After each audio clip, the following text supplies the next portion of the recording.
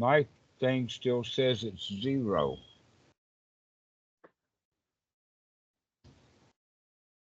There it goes. All right. Well, wake up, folks. It's Sunday afternoon here in Thailand and 29th of December. So this is the last talk of 2024.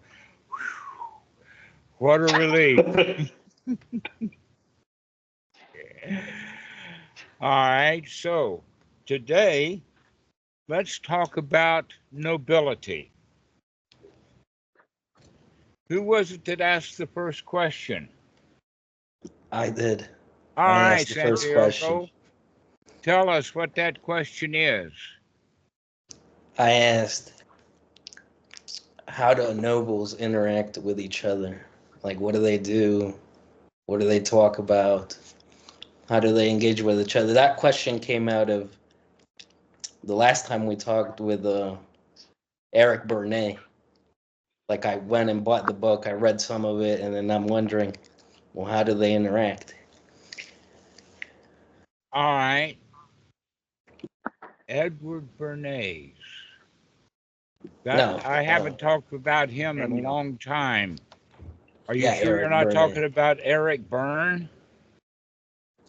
It might be Berne. It might be my pronunciation. Well, neither Bernays nor Eric, as far as I know, were noble. Good psychiatrists don't always equate to nobility. One thing that they know how to do is look at clients. That in fact, that's what Sigmund Freud is best known for. They call it empirical psychotherapy, which means that the psychotherapist looks at his clients. He studies them closely. That in fact, the entire point of psychotherapy started with that, and that it's well known in certain psychological circles, but not generally known, that Eric Berne was not a therapist. That in fact, he didn't even want to try to cure. He was doing diagnosis. Well, we do diagnosis first, but we do it with the idea of doing the cure. Back in the old days when televisions were really televisions, at 30 frames a second and 400 by 600 pixels that was done on broadcast, televisions had tubes, and the tubes would go out often. And so every little town actually would have a television repair store. And the reason I'm talking about this is because in all cases, the whole point of breaking your television to the repair shop was to get it repaired. But if the repairman cannot figure out what's wrong with it, then what he will do is he will start substituting parts. That oftentimes, in fact, for many, many years, cars were repaired that way. That's why you would get such a high bill, is because they would make a diagnosis. If that didn't work, then they'd leave that new part in, charge you for it, and then go fix something else.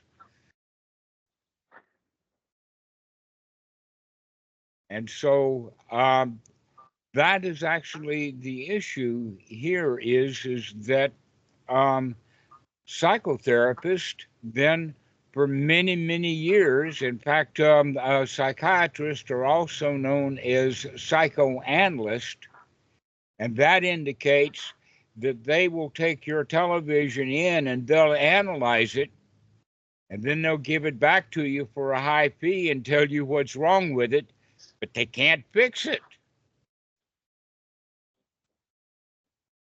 And so Eric Berne was actually a student of Sigmund Freud, and he was trained in that vein.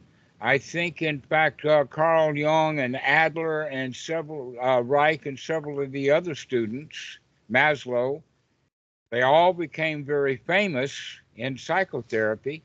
But the problem is that none of them ever learned how to repair the damage that was done.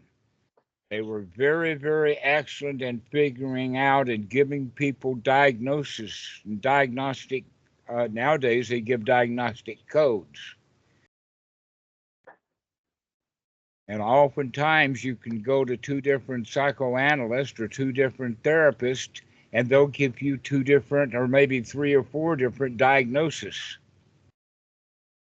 But the question is not just knowing what's wrong, the question is, can we make a cure? And that making the cure then requires a change. And so I'll introduce you to now a concept that you've probably heard before. If you've never heard of this concept, please indicate so. All right? The concept is fake it till you make it. How many of you have? Everybody's heard that. Has anybody not heard that phrase? Fake it till you make it. All right. It's got two qualities to it. One is that you're a fraud, right? Because you're faking it. But the other way of looking at it is, oh no, the one who fakes it till he makes it, he's actually practicing, and probably practicing correctly. When I was a student in high school, I remember one time that I made giving a concert. In fact, I remember that I was playing a Beethoven piece, and I fluffed it a little, but I just went right on. I learned something very important at that moment, and that's one of the things that musicians have to learn to do. You can't stop and punish yourself and slap your hands because you made a mistake. You just trudge right on, right through that bad passage and get it into what you can play. And so faking it till you make it actually is the way to become noble. In fact, you've heard so much from so many people. You've heard about the Buddha. You've heard about Bhikkhu Buddhadasa. You've listened to what is being said. All we have to do is practice that and literally fake it. Fake being a noble until you make it. That's all there is to it. And when you catch yourself not being noble, what are you going to do? You're going to pick yourself up, dust yourself off, and boogie on down the noble path.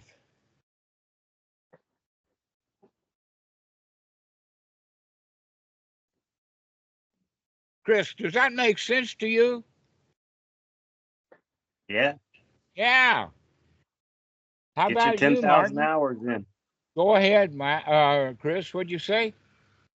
I said, get your 10,000 hours in. You're going to make mistakes. Yeah, that's right. We got to practice. Well, practice what? Practice being a noble. What is a noble? Well, one of the things is the noble, he owns the world. He owns his environment. He's on top of the world. You've heard me say that before. In fact, I use generally in this analogy the word emperor. Everyone is an emperor of their own pile of dirt. Everyone's an emperor of their own pile of dirt. In other words, you own your shit. The question is, are you going to be buried under it? Are you going to be clawing your way out of it? And that's generally the way that the Western Buddhists think about it, is clawing their way out of it. Or are you just going to sit on top of your world? Sitting on top of the world, okay? That's what we're going to do. We're going to practice not clawing our way out. We're going to practice already being on top of the world. Santiago, does that make sense to you? Okay. Well, you ask a question about how do nobles deal with each other? That's actually a problem right here on these Sunday afternoon calls. What do I mean by that? Nobles, once they recognize a noble when they see it, and one of the ways of talking about it is it takes one to know one. So when you're practicing noble and behaving noble, other nobles will see the nobility within you. It takes one to know one. And when nobles know each other, they're friendly with each other, but they don't have much to say. For one thing, there's no question and answer section generally.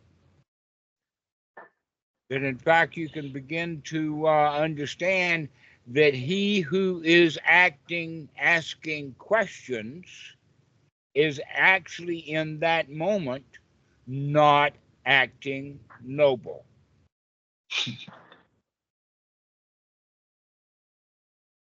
When we have questions, that means that there is confusion. And the noble-minded, not confused.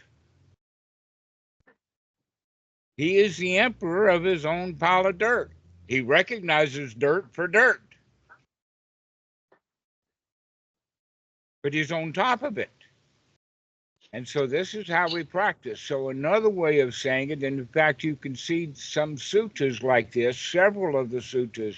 In fact, there's so many suttas that talk about it like this that you got to, something's there. Now, one of these suttas was when, I forget his name, but he was the son of King Bimbisara.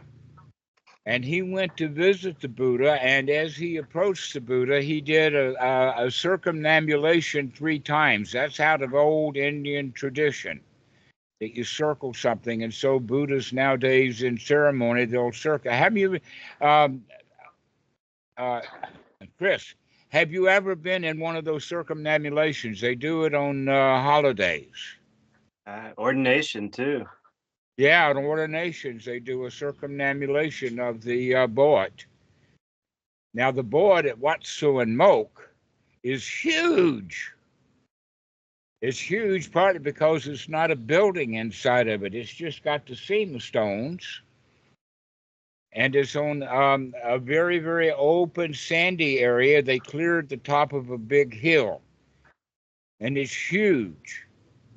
And for that reason, even though there's a huge crowd, the circumambulation is so huge that it would be done one at a time or kind of single file, as opposed to other circumambulations that I've been to. It was like 5 or 6 or 8 people deep going around. So this prince was going around the Buddha, and the point is that all of the bhikkhus that were there were just sitting in silence.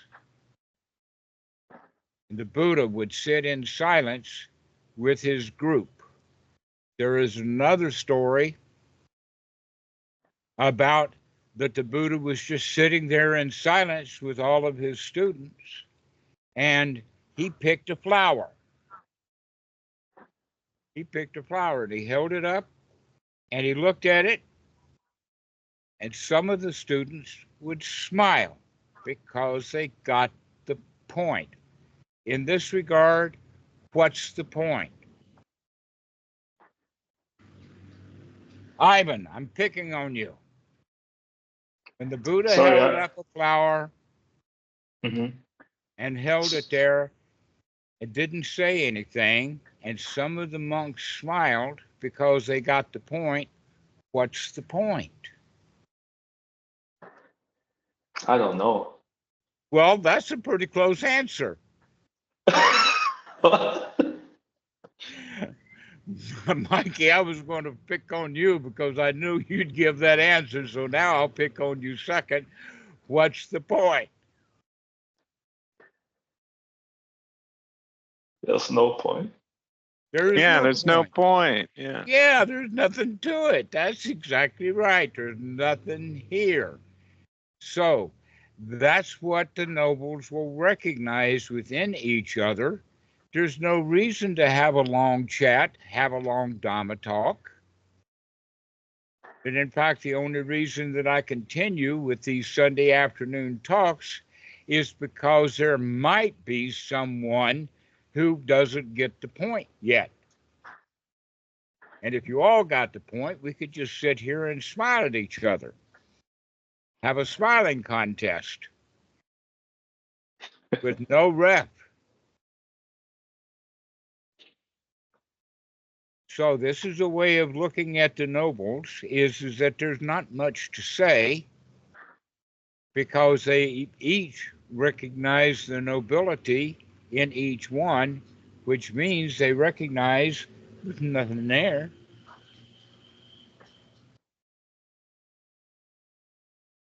To it. Everything is so easy. Ivan, it's easy because there's nothing to it.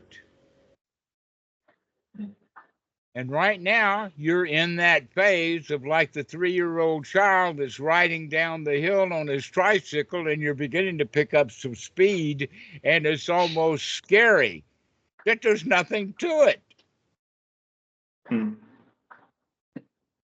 But you can keep saying, wow, this is just great. There's nothing to it.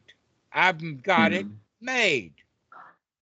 You don't have to advertise you've got it made. If you go around telling people you've got it made, those who haven't got it made don't believe you.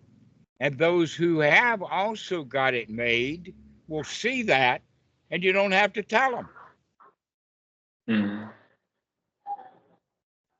I think, in fact, it's quite amusing that so many, in fact, was it you, Ivan? I'm not sure who it was who just recently was saying that they met someone who claimed to be an arahat. No, it's not me. About the middle path as orthogonal or something like that. It's Eric, I think, Erica. All right. And the answer to that is that I've seen actually quite a number of Westerners who will claim some sort of attainment or another. In fact, there's probably more Western arahats by claim than there are arahats in Thailand.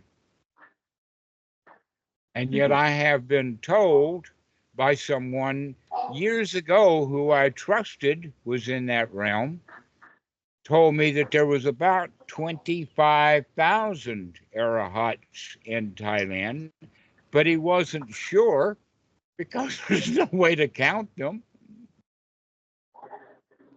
Can you imagine taking a survey and one of the questions on the survey is, are you Sotapan? Are you Sotagami? Are you Arahat? Those who are truly noble, they're not going to even bother to answer that question. So, back to the point that I was making about fake it till you make it, is that even when you're faking it, you have to remember to fake it. And when you remember to fake it, guess what? Maybe you're not faking it at all. Maybe you're actually doing it. Maybe you're practicing correctly. So the practicing correctly is getting yourself into a happy state. Allow yourself to be noble. So when someone criticizes you who are they actually criticizing? They criticize you because, number one, being critical means that they're not noble. And number two, they're blind and don't see you as noble.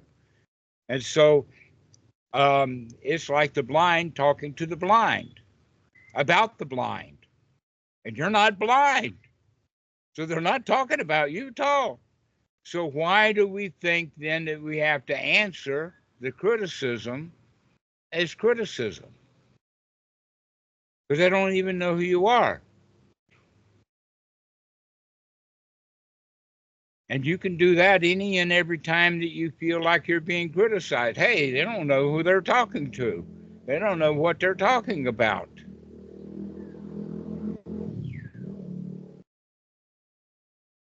But you don't say that to them.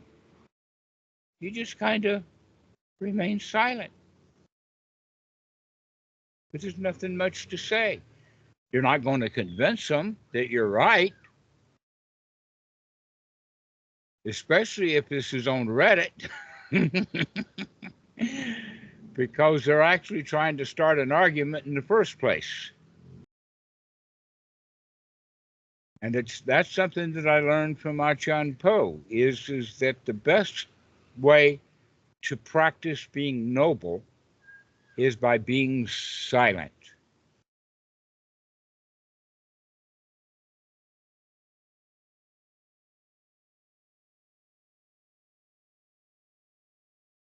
Gosh, there's too many people practicing correctly right now.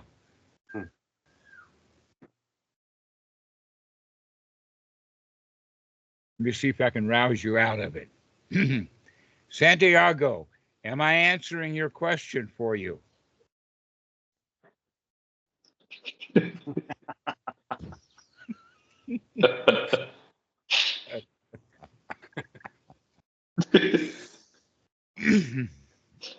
All right. Does that mean that you're going to practice being noble?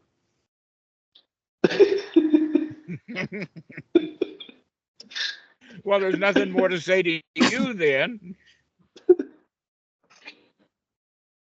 Except that I don't understand you when you're chewing gum. Would you take it out?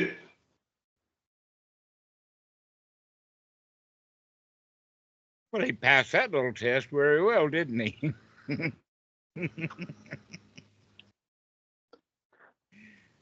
Because an ordinary person says, sorry.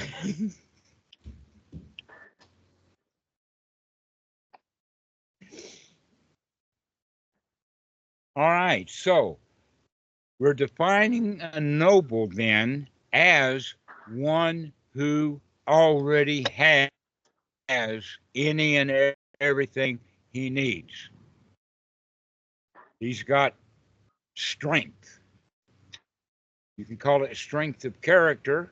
And in fact, a lot of people will think that your local arahat is quite a character.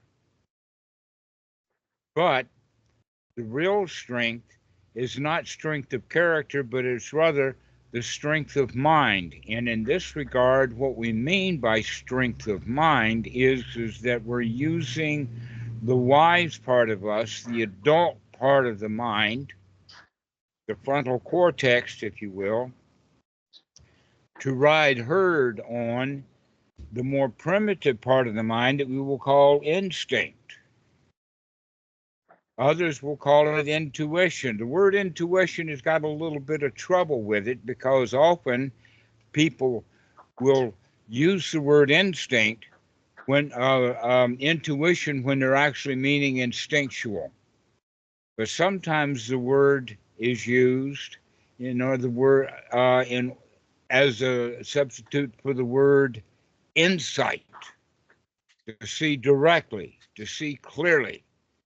And that's what we're actually practicing while we're practicing being a noble, is we're practicing and seeing clearly without the fog of instinct.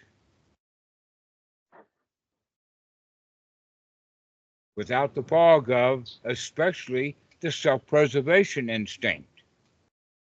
Because if you criticize someone and they take the criticism, it comes out of self-preservation instinct. Oh, he attacked me. Maybe I should attack him back, because after all, an offense is a good defense. And yet when the mind is noble, there is no offense, there is no defense. We don't have to defend ourselves because we don't see the attack. We see it actually as just ignorance instead. And so if the mind is noble and is in charge of the instinct, that's actually the same way as talking about it from the perspective of the emperor is an emperor of his own pile of dirt. His pile of dirt is actually instinctual. And we come out of our instincts. We come out of our self-protective mode. We come out of our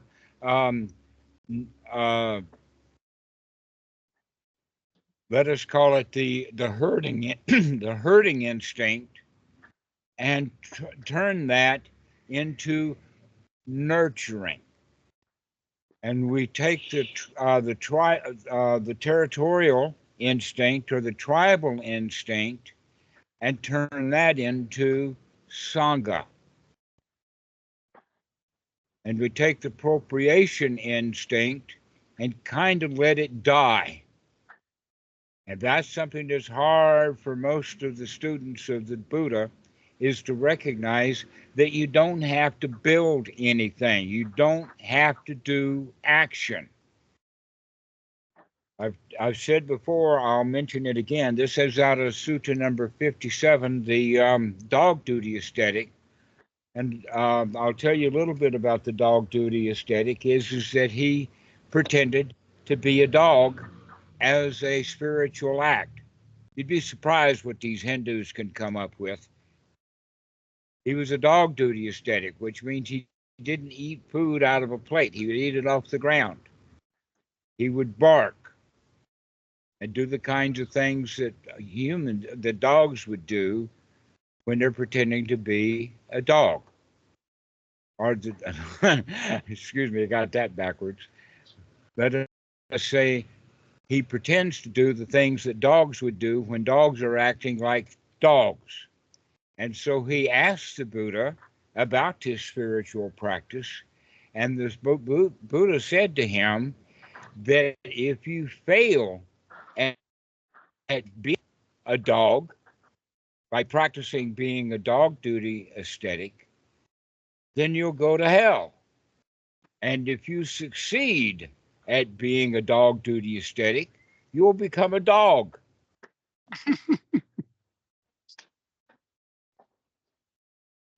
And the poor dog duty aesthetic, he didn't like that at all.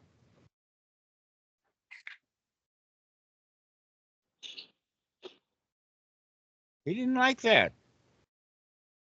He cried. And so the Buddha talked about 4 kinds of actions. And the first kind of action everybody's heard about, Christianity is based upon it. Hinduism is based upon it. Islam is based upon it. In fact, almost all religions are based upon it. Even the old religion of Europe before Christianity, which is called Wiccan, is based upon these 2 actions of karma. And that is, if you do good, you will have a good result. And if you do bad, you'll have a bad result. Isn't that widespread even here in Thailand? They're supposed to be a Buddhist country. How about that, Chris? You've heard that before. Do good and get good results, and do bad and get bad results. And isn't that the object of the precepts?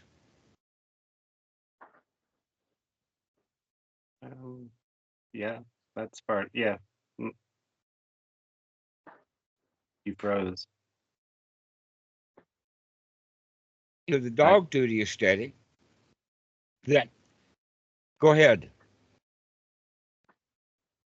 You were frozen. I was wondering if Mikey was still connected. Yeah, you brought you you were frozen. I'm not sure everybody else was, whether they were frozen or they just sitting here listening. But in any case, I was asking you about um, the twin aspects of karma. That if you do good, you'll get good results, and if you do bad, you'll get bad results. And even Thailand has that in the form of the Buddhist precepts. Is that not the case? I won't argue that. All right. Please do. No, I said I won't. Oh, you won't. Oh, all right. Well, never mind. And so, you asked me, the question you asked me was, isn't that the point of the precepts? And I'm not sure I totally agree with that, but it's a flavor, part of the flavor. yeah, all right. Okay. I'll agree with you on that point. It depends upon who the precepts are being given to. Let us say it like this. If it's the high school principal that's about to beat the poor kid in the butt and gives him the precepts right there in the principal's office, you could pretty well guarantee that it's right and wrong. If the precepts are being given at an ordination, not so sure, huh? So, the third kind of karma that the Buddha mentions, the third kind of karma is that if you, most action, in fact, I'll just say it, most action is mixed, giving mixed results. You've heard it in the form of clouds have a silver lining, or you don't really know what the results are going to be, good or purely bad. Even doctors, when they're practicing medicine, they're not always doing it for purely good. They want to get paid. And so their motives are almost always mixed. In fact, you could go so far as to say that almost all actions, whether they're good or bad, are almost always neither actually good or actually bad, but more than likely they're mixed. Even a bank robber can show compassion.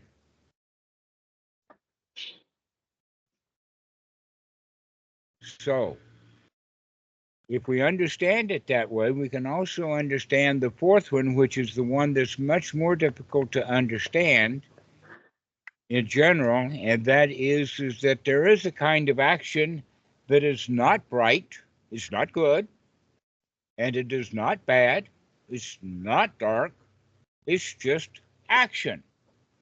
And if we engage in that kind of action, rather than the first three, it will bring you to the end of action.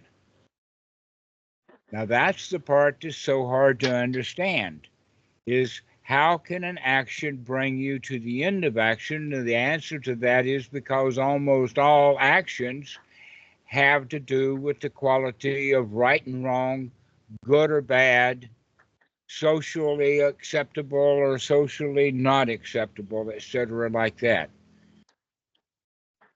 Which brings us around to the story of Adam and Eve. I know how many of you heard my version or Bhikkhu Buddhadasa's version of Adam and Eve. It's not Christian. Christians are all worried about talking snakes, and the woman did it first, and we got to cover things up with fig leaves, and God threw us out. That's the Christian version.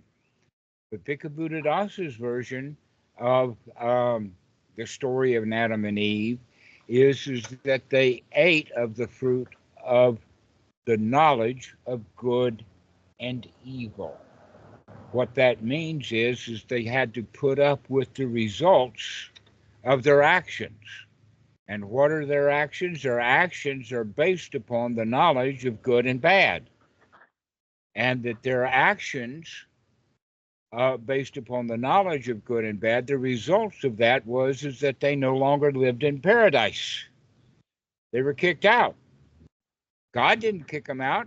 They destroyed paradise through their judgments. And so if we can stop our judgments of good and bad, then we will stop most of our actions of good and bad and bring our actions to a kind of stillness. Hence, I talk about the arahats, takes one to know one, and when they know that the other one is noble, there's no reason to talk much. They can just sit happily in silence together.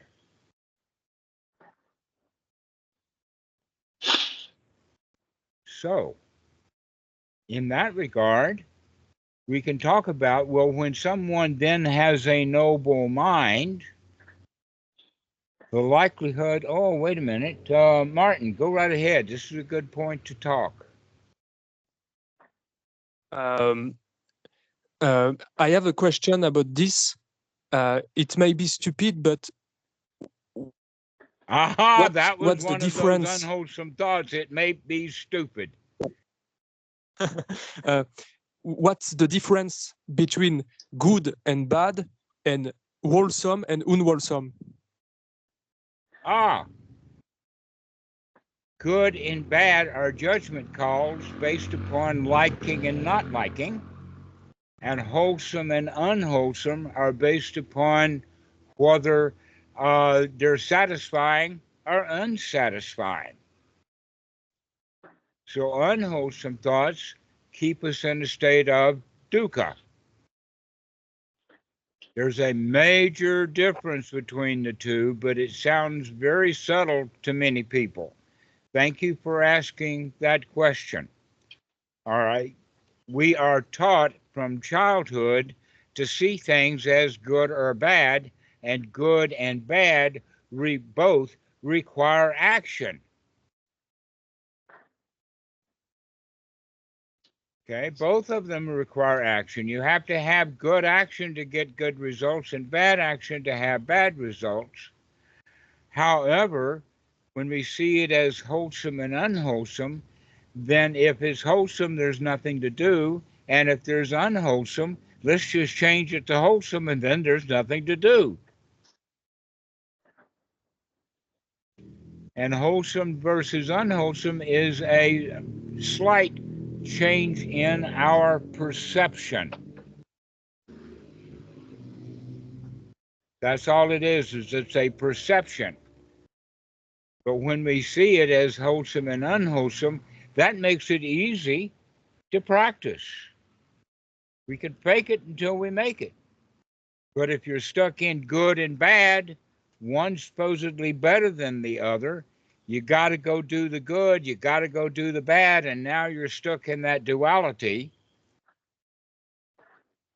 The duality of good and bad, but wholesome and unwholesome is not a duality. It's a direction from the unwholesome to the wholesome. Does that make sense for you, Martin?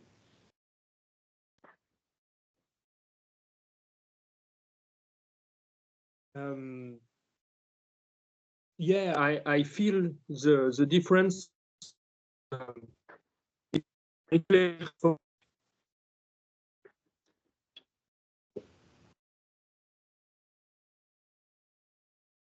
I think you're breaking up.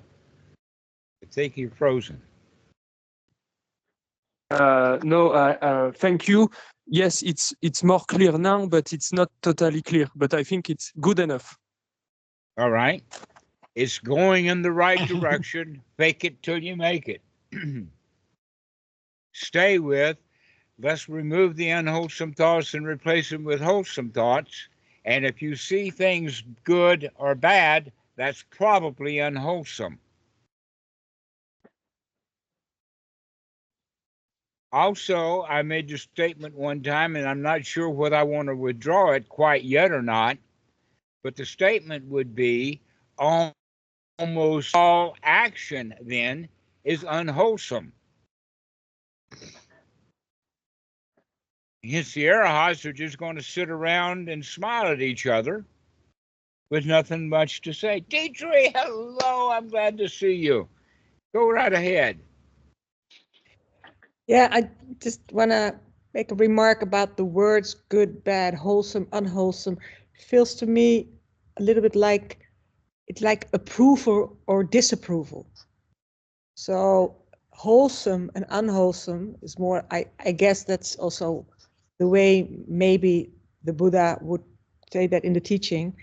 And approval and disapproval, like good and bad, is there even in the good, like, oh, you did that very well, or look how beautiful you made this, or you're a good woman or a good wife or a good whatever. There's this thing of approval or disapproval.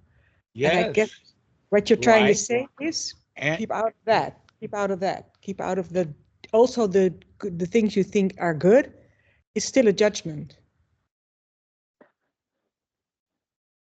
okay, we can take approval and disapproval one more step, and that is if it's approved, then you're kind of safe. And if it's not approved, then you're in then trouble. things are dangerous. Yeah. Which brings it back then to a self-preservation instinct. If I do something that's really downright unapproved, like getting a prison sentence while I've been a child molester, that's really dangerous. I'd kill for that. Trying to shoot a president, that's dangerous. I could get killed for that. Yeah.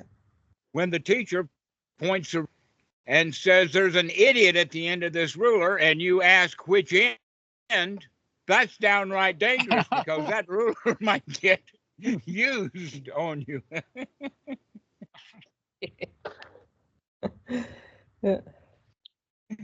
That's an important point about good and bad always has that quality of approval, disapproval, down to the point of danger, fear, and death. All right. And you've heard me say this before. Let's make sure that we understand it is wholesome and unwholesome is often seen by the students as wholesome is good and unwholesome is bad. And I'm trying to get you to see that that's not true. That wholesome is good and unwholesome is bad is normal thinking about just good and bad. Let's put it this way. Ignorance of unwholesome will keep you in that state of good and bad. Knowledge of wholesome is downright wholesome. Aha, I see you, Mara, is exactly the way that the Buddha handled that. You can handle your unwholesome thoughts in a very wholesome way once you see them. Hello, Amrit. Good to see you, friend. Hello, Dhammarato. Hello, everybody. Good to see you as well. And I see David, or Daniel rather, lurking up there in the corner. All right, so let us not then see wholesome and unwholesome in that bag of right and wrong. Let's see wholesome and unwholesome as wholesome when it is being seen, and when it is not being seen correctly, it's back into right and wrong again. And so the big distinction then is going to be wisdom. Wisely seeing things the way that they are. It is actually quite possible to want things that you don't have wisely. But that's almost never the case. It's almost always the case that when we want something, we want it unwisely, and therefore we feel that we would be better off with it. An example of that is in let us say, many retreats, they'll talk about metta and teach the students to say something like, may all beings be happy. That's not possible. And so if you see it from the perspective of right and wrong, may all beings be happy. Oh no, it's terrible because so few people are happy. So you can put it at in the right and wrong, or you can play it wisdom is that's not going to happen.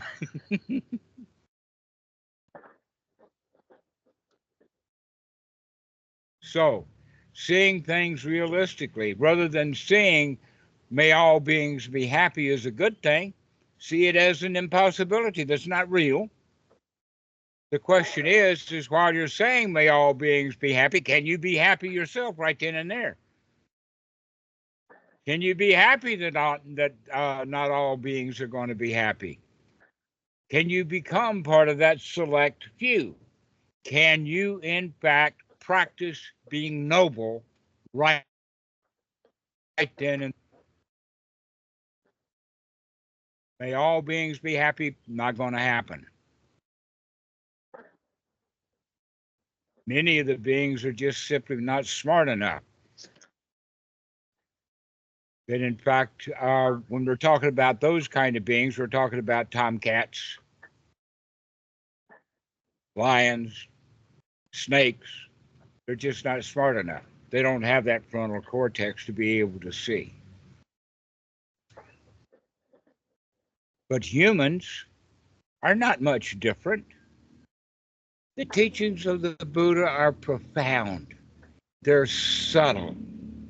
It takes a while for inspection to see and let it sink in.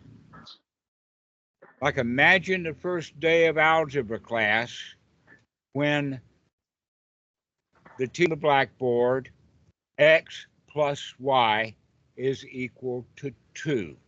Or maybe just x plus x equals 2. And some of the students are going to stay dumb. But some of them are going to recognize, oh, that's just 1 plus 1 equals 2. Because if x is equal to x, 1 plus 1 is equal to 2. That's simple. It's simple if you can see it. And the teaching of the Buddha, according to the Buddha, specifically according to the Buddha, to Ananda, is that because the Buddha could see that Ananda just didn't get it. He attended the Buddha for 25 years. He was the Buddha's attendant. He was very smart. He was sharp, but he missed that basic point.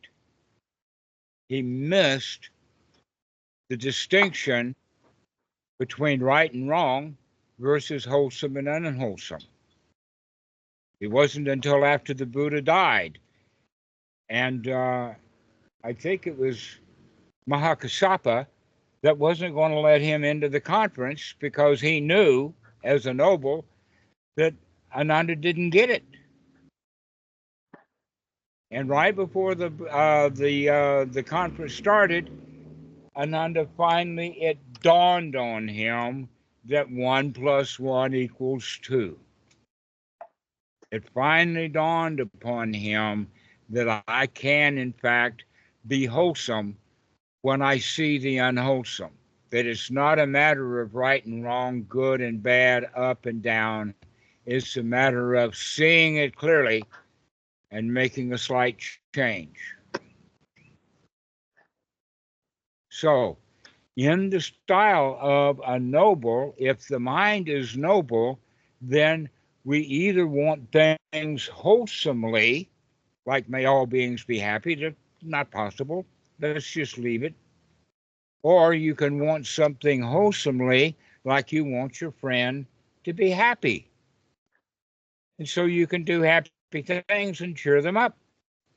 But if you can't cheer them up and they won't be happy, are you going to lose your happiness? Oh, poor me, I couldn't make him happy. Are you just going to maintain your happiness? Amrit, you got your hand up. Go right ahead, my friend. Yeah, one question. So the teachings of Buddha are subtle and not very easy to see, at least for beginners. And is it also because maybe Mara is actively deluding us?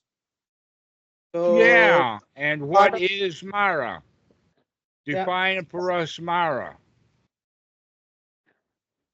So part of the brain just doesn't want us to see what's happening, and it's kind of hiding things away and trying to keep distracting us. But there's nothing out there that's trying to defeat you in such a way. That in fact, it is Mara is ignorance. Mara is blind to the unwholesome. Mara continues to keep your own mind caught between right and wrong in that duality. Where seeing the unwholesome is a very wholesome thing to do. So Mara is based in ignorance. Now, when one is not ignorant, when one does not want anything, when one is completely satisfied, the likelihood of him killing somebody to get it is very, very low. If you don't want anything, you're very unlikely to steal it. If you don't want anything and you're completely satisfied and everything is good, it's unlikely you're going to tell a lie. That in fact, the way that I'm speaking now is the way that the precepts were introduced by the Buddha in the Majjhima Nikaya number 117, the Great 40. It was never designed by the Buddha to be precepts, but rather he talked about right noble action is the actions that we will take when the mind is pure, when we don't want anything or don't want much. An example of that is that the arahant, he goes to the toilet. If he doesn't, he'll mess himself in the pants, and he knows it, so he goes to the toilet. Another one, which I mentioned to Mikey the other day, is how many of you on YouTube have seen videos of mongooses versus cobra? Have you seen one of those movies? They're on regular on YouTube. So when you think about a mongoose and a cobra having a spat, which one would you normally vote for? What's your instinct tell you? Mongoose. Right, come on, you're going to vote for the snake? You're going to vote for the snake. That's very interesting. Most people don't vote for the snake, they vote for the mongoose. Why?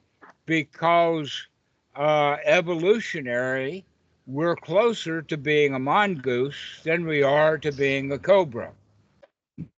Not only, but as an instinct, humans have it built into their DNA to avoid and hate snakes. It's part of our DNA.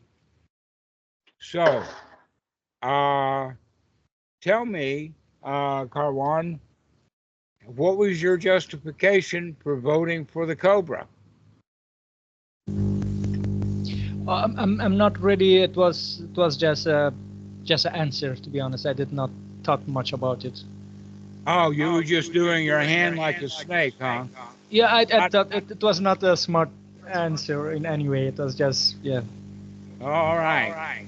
Okay, so the Arahat is going to know that he has the instinct to vote for the mongoose over the cobra, but it does not affect him. He does not put down money in a bet. He does not try to interfere.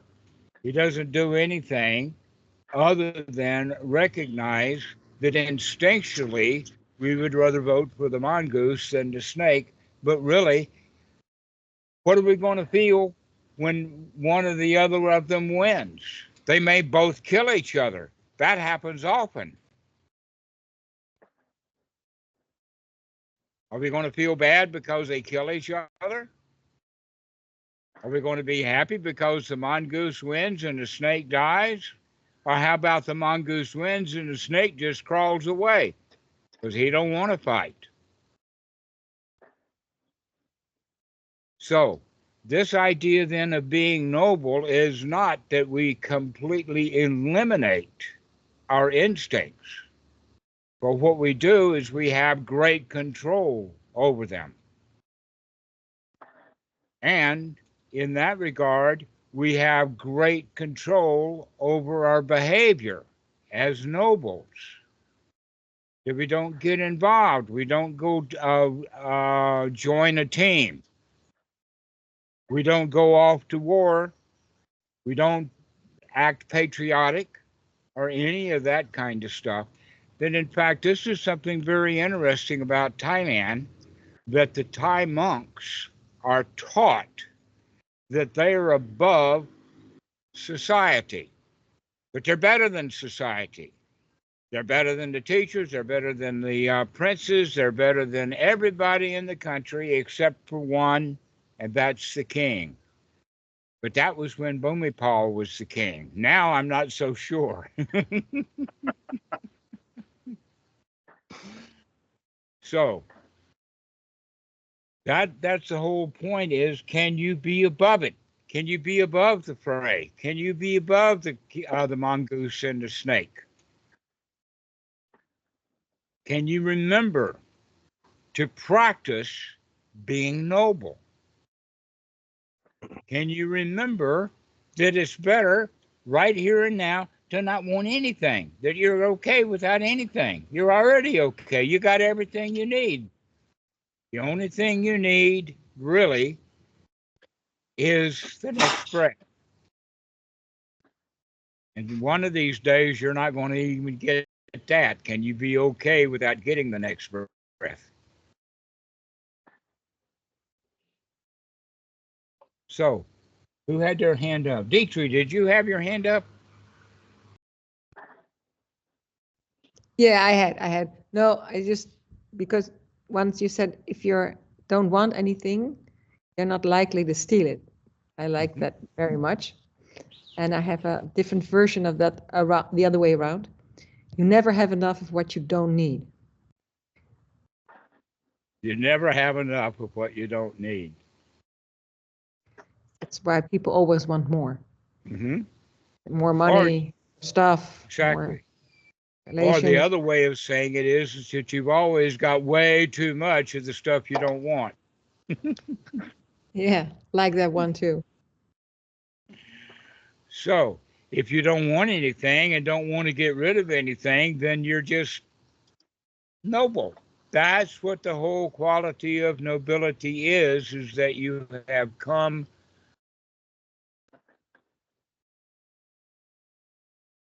to rest. Another way of saying it is the job that needed to be done has now been done. That's actually in the suttas, along with things like pure as a polished shell. Don't need anything. I've heard the expression good to go. Well, in Arahat, it's good to not go. And he's not even good, because he's given up good and bad. He's just, there it is. That's it. Ta-ta-ta. So that's what the Buddha actually referred to himself as the Tathagata. Now that's almost always been translated as thus gone one, which really misses the point. Because ta-ta-ta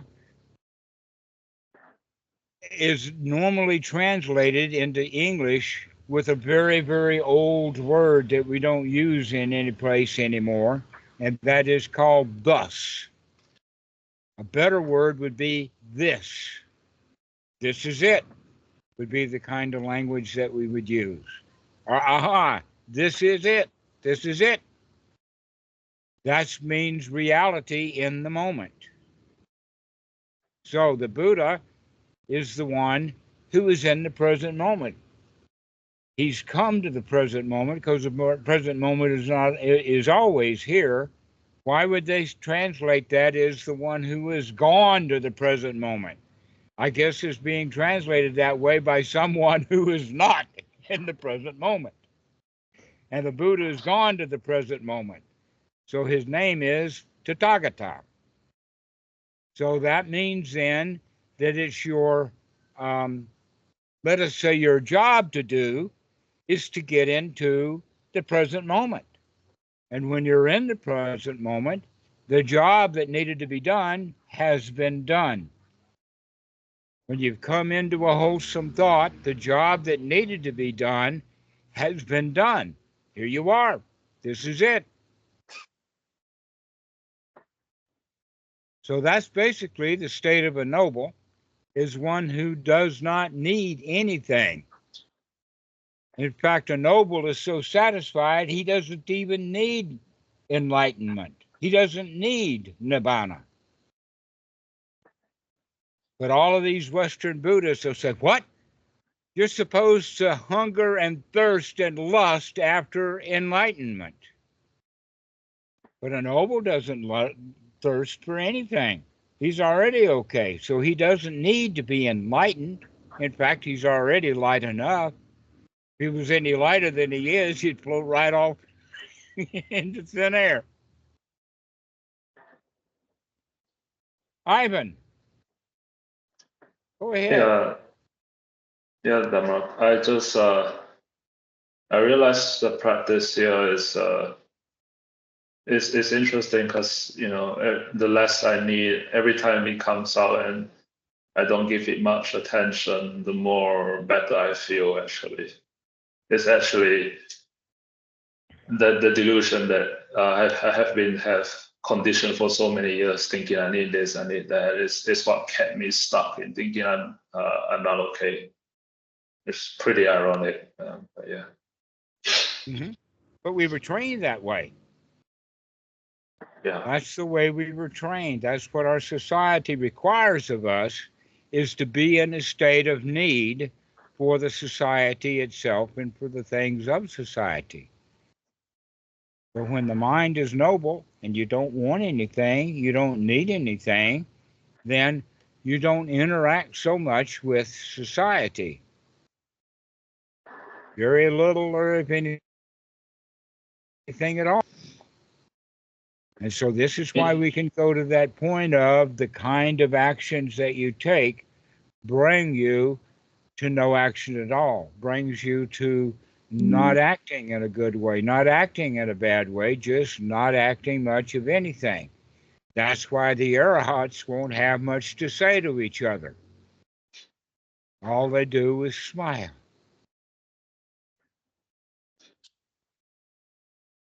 So, does anybody have anything to say now? Gosh, we've got so many.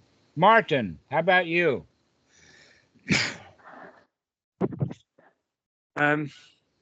Thank you very much, Dhammarato. It's more clearer now. I'm on a good track, I think. Good. If you got some Dhamma out of it, if you stopped knowing stuff and just are okay and happy that you know what you know and everything is cool, that's success. Fake it till you make it. All right. All right. Karwan, how about you? Have something to say? Not really, but I just really liked a lot today the difference between right and wrong versus wholesome and unwholesome. I'm not getting it, but yeah, it's good for me to look more into that. Yeah, so thank you for that. All right. How about you, Dietrich? I thought it was really inspirational again. I always, when I join, I always end up having another insight again. So thank you for that. And also thank you everybody for last year. It's been really cool. Yes, that's a good point. Thank you all for having been here this year. Thank you for those who joined later. Thank you for those who have done so many of these talks, not right here, right now. That's okay. If you ever see this video, recognize that I have gratitude for your entertainment. So, Santiago, do you have any last remarks? Thank you. How about you, Chris? Yes, Chris.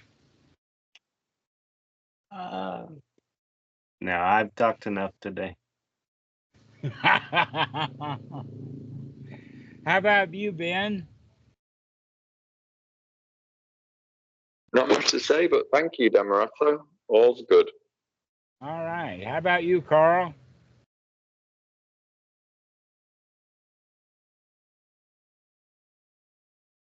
How about you, Amrit? Thank you, Dhammarato. I also have nothing to say, just a smile. All right, just a smile. Okay. So, Mikey, why don't you take this thing home? Sure.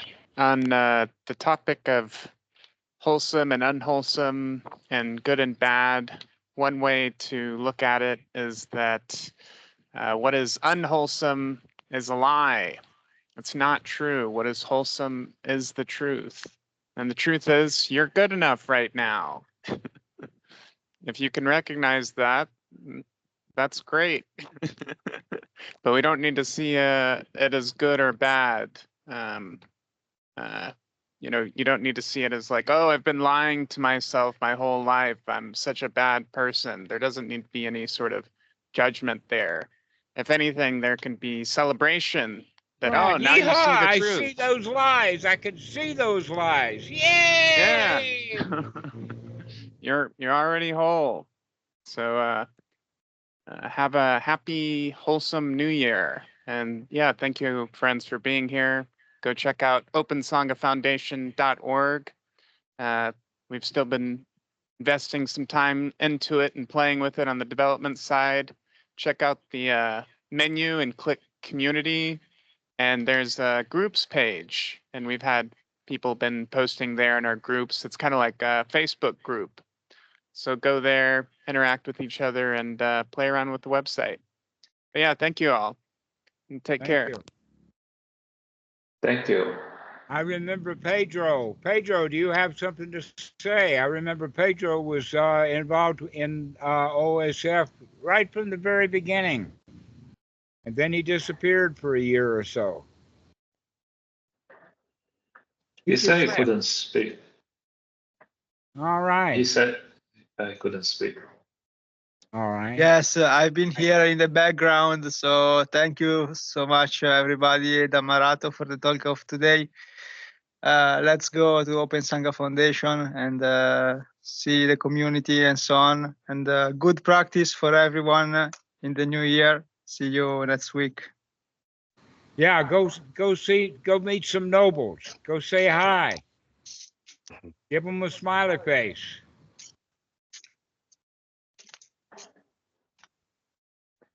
So thank you, Al, so much. This has been a great moment.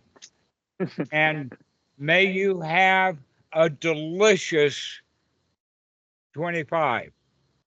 Yeah. May it be filled with smiles. May you practice well.